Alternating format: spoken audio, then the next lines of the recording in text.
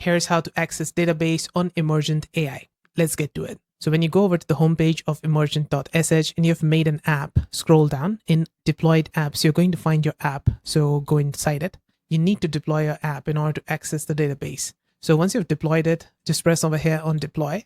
And it's going to take like 50 credits for the deployment. And each day is going to take 2 credits for keeping it active. So scroll down on the right hand side. You're going to find database here. Click on access database and it's going to open up this MongoDB viewer in a new tab. Now you need to sign in with Google. Once you've done that, it's going to ask you for MongoDB URL.